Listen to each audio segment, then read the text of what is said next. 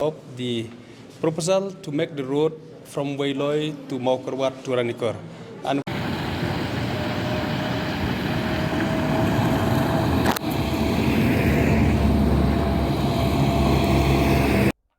กาสรกกะได้บุลุมหักไลกะวันกะยกกอดจงไปบะ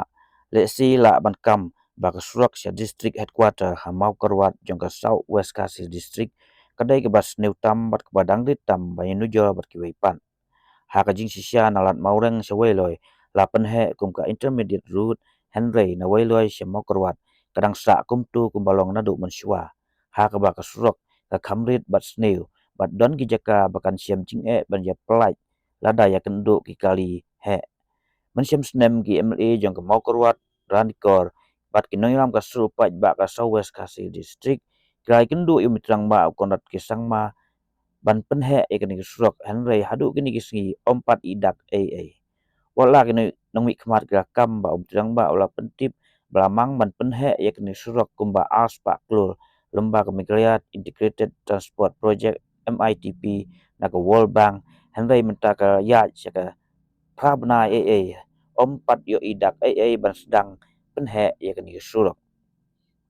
kadai ka kongsan ma nama bakadai ban ai ka jing sakri ya ki pai ba jong ka South West Kasih district wat ban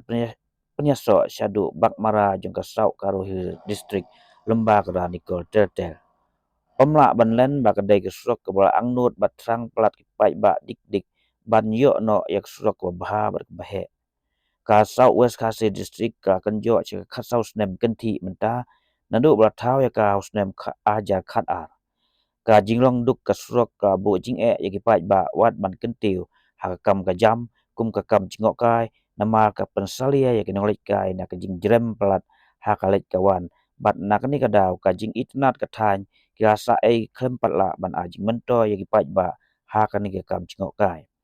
klem pep lada dei ba bha ka surak kinang laikai kin tuj sikri ka than ban mat ik jing itnat ka mariang bat kani kan kentiu ya ka yok akot ki breu shanong kendong